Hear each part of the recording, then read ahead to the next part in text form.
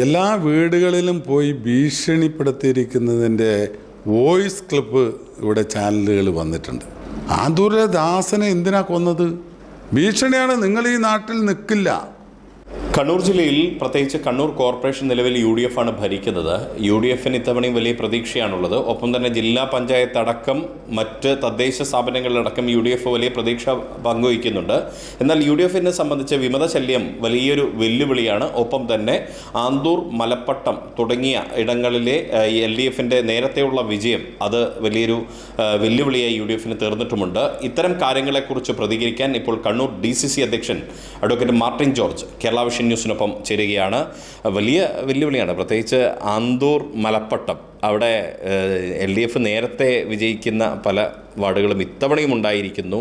അതിൽ രണ്ട് തരത്തിലാണ് വിമർശനം ഉയരുന്നത്. ഒന്ന്, പ്രതിപക്ഷം ആരോപിക്കുന്നത് CPM അവിടെ ജനാധിപത്യ വിരുദ്ധത എന്നുള്ളതാണ്. പക്ഷേ CPM പറയുന്നത് കോൺഗ്രസ്സിന് സ്ഥാനാർത്ഥികളെ നിർത്താൻ കഴിയാത്തത് കൊണ്ടാണ് എന്നതാണ്. ഇതിനെങ്ങനെയാണ് കാണുന്നത്? ഇത് കോൺഗ്രസ്സിന് സ്ഥാനാർത്ഥികളെ നിർത്താൻ സാധിക്കാത്തതാണ് എന്ന് പറയുന്നത് തികച്ചും അസംബന്ധമാണ്. എല്ലാ വീടുകളിലും പോയി ഭീഷണിപ്പെടുത്തിയിരിക്കുന്നതിൻ്റെ വോയിസ് ക്ലിപ്പ് ഇവിടെ ചാനലുകൾ വന്നിട്ടുണ്ട്. അത് ഞങ്ങളുണ്ടാക്കിയതല്ല. ഞങ്ങളെ പ്രപ്പോസൽ ചെയ്തവരെ ഭീഷണിപ്പെടുത്തി എന്നുള്ള വോയിസ് ക്ലിപ്പ് കൃത്യമായി ചാനലിൽ വന്നിട്ടുള്ളതാണ്.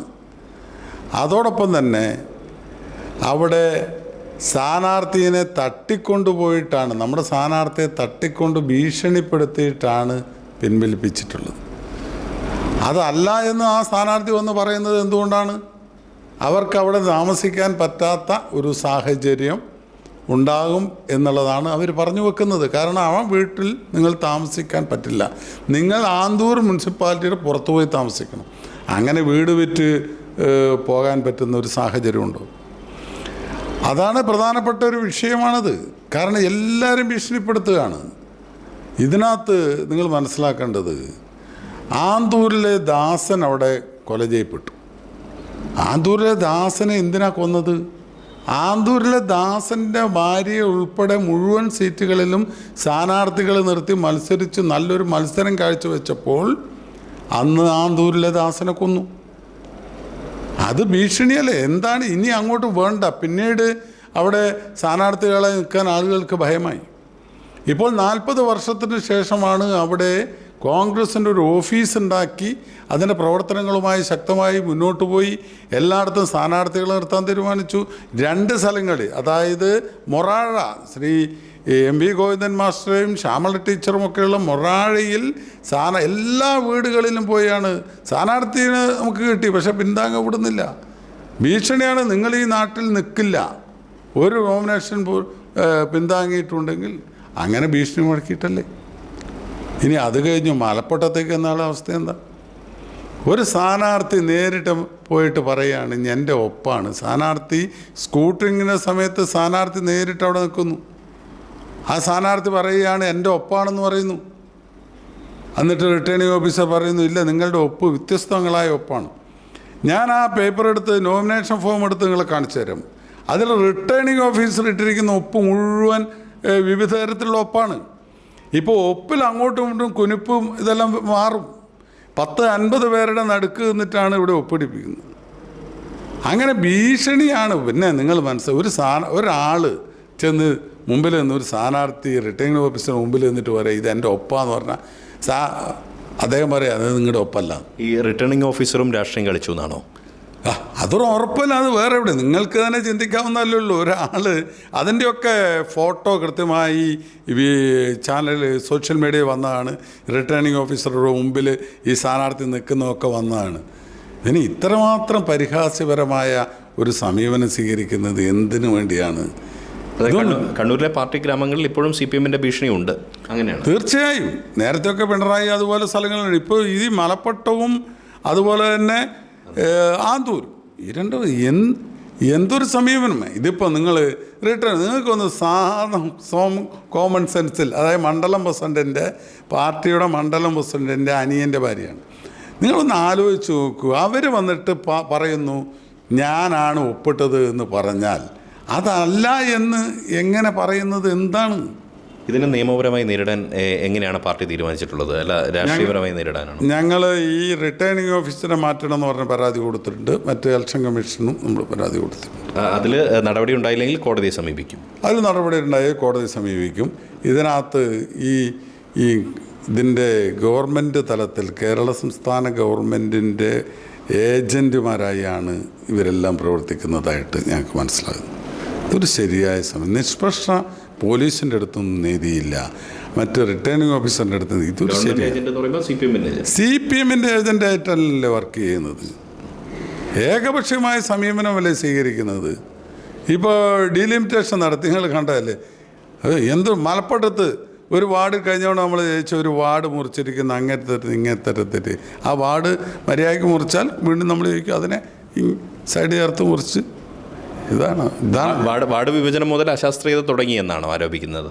വാർഡ് വിഭജനം മുതൽ അശാസ്ത്രീയമായ നീക്കമാണ് CPM-ൻ്റെ ഭാഗത്തു നിന്നുണ്ടായിട്ടുള്ളത്. മറ്റൊന്ന്, ഈ UDF-നെ സംബന്ധിച്ച് ഇപ്പോൾ കണ്ണൂർ കോർപ്പറേഷൻ, കോഴിക്കോടൊക്കെ കോർപ്പറേഷനിൽ നേരത്തെ സ്ഥാനാർത്ഥികളെ പ്രഖ്യാപിച്ചപ്പോഴും കണ്ണൂർ കോർപ്പറേഷൻ ലീഗ് കോൺഗ്രസ് തർക്കമുണ്ടായിരുന്നു. അത് പിന്നീടാണ് പരിഹരിക്കപ്പെട്ടത്. പക്ഷേ അത് പ്രവർത്തകർക്കിടയിൽ ഒരുപക്ഷെ വലിയ മുറിവുകൾ ഉണ്ടാക്കിയിട്ടുണ്ടാവില്ലേ? അത് വലിയൊരു തെരഞ്ഞെടുപ്പിൽ വെല്ലുവിളിയാവില്ലേ? ഒപ്പം തന്നെ വിമതശല്യം. ഈ കണ്ണൂർ കോർപ്പറേഷൻ്റെ സീറ്റ് വിഭജനം മറ്റ് കോർപ്പറേഷൻ നമ്മളെ ഇവിടെ മുസ്ലിം ലീഗും കോൺഗ്രസും വളരെ ശക്തമായ ഒരു മുന്നണിയായിട്ട് പോകുന്നതാണ്. ഞങ്ങൾ കഴിഞ്ഞ തവണ ഞങ്ങൾ വമ്പിച്ച ഭൂരിപക്ഷത്തോടുകൂടി ഞങ്ങൾ വിജയിച്ചിട്ടുണ്ട്. ഇത്തവണയും നമ്മൾ അതിനേക്കാൾ വലിയ ഭൂരിപക്ഷത്തോടുകൂടി വിജയിക്കും.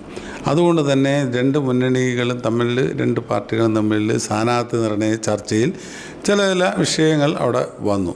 അത് സ്വാഭാവികമാണ്. കാരണം നമ്മൾ ജയിക്കാൻ പോകുന്ന ഒരു കോർപ്പറേഷനിലേക്കാകുമ്പോൾ ഉണ്ടാകുന്ന ചില തർക്കങ്ങൾ സ്വാഭാവികമായി വന്നു. അല്ലാതെ നമ്മൾ തമ്മിൽ ഒരു വഴിവിട്ട ഒരു പ്രശ്നങ്ങളൊന്നുമില്ലാതെ സൗമ്യമായിട്ടുള്ള ഒരു കുടുംബമാണ്. അതിനകത്തൊന്നും ഒരു സംശയമില്ലാത്ത ഒരു കുടുംബമായിട്ടാണ് നമ്മൾ പോകുന്നത്. അത് ഇവിടെ ഉണ്ടാവും.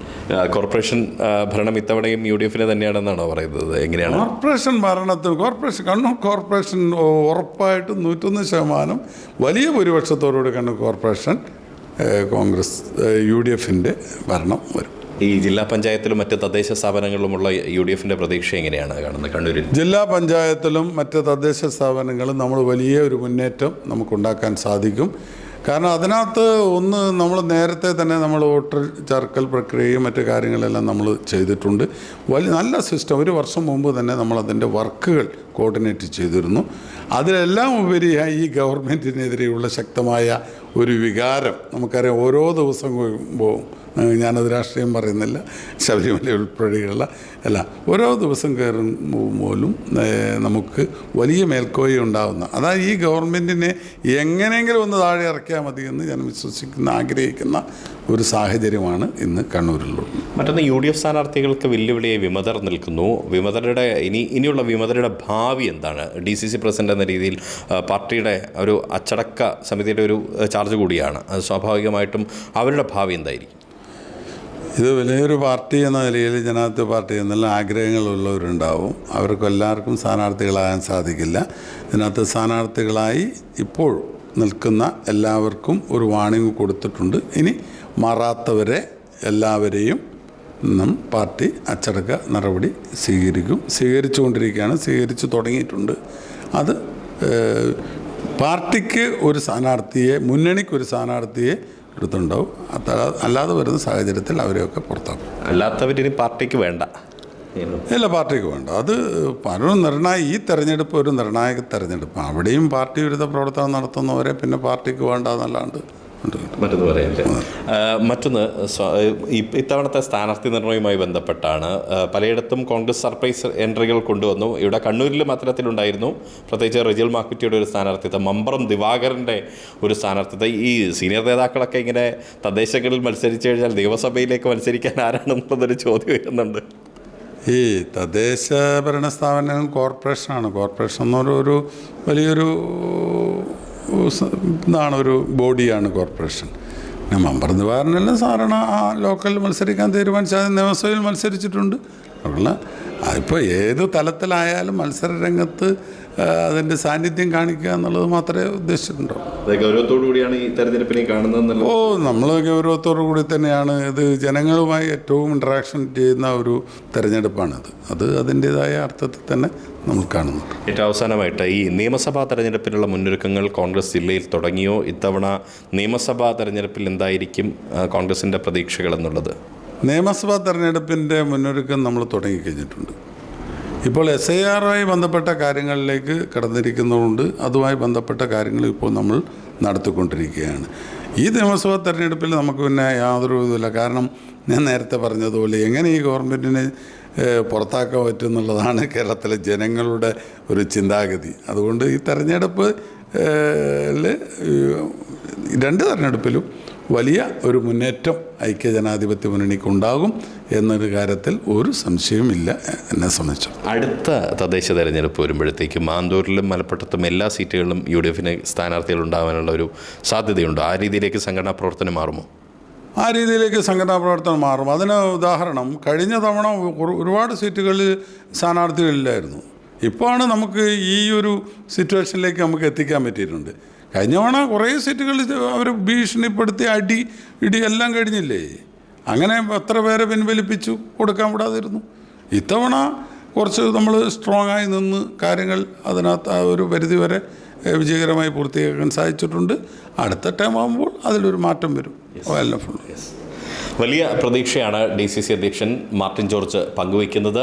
ഒപ്പം തന്നെ പാർട്ടി ഗ്രാമങ്ങളിൽ ഇപ്പോഴും CPM-ൻ്റെ വലിയ ഒരു ശക്തമായിട്ടുള്ള എതിർപ്പ് മറ്റ് രാഷ്ട്രീയ പാർട്ടി പ്രത്യേകിച്ച് കോൺഗ്രസ് പ്രവർത്തകർ നേരിടേണ്ടി വരുന്നുണ്ട്. അതിൻ്റെ ഭാഗമായി ഭീഷണിപ്പെടുത്തിയാണ് മലപ്പട്ടത്തും മാന്തൂരിലും എല്ലാമുള്ള CPM-ൻ്റെ ഏകപക്ഷീയ വിജയമെന്ന് അദ്ദേഹം ആരോപിക്കുന്നു. ഒപ്പം തന്നെ വിമതർ ഇനി പാർട്ടിക്ക് വേണ്ട എന്ന് ഉറപ്പിച്ച് പറയുകയാണ് കണ്ണൂർ DCC അധ്യക്ഷൻ. ക്യാമറ പേഴ്സൺ അരുൺ മുഴക്കുന്നിനൊപ്പം Riyas KMR, Kerala vision news, Kannur.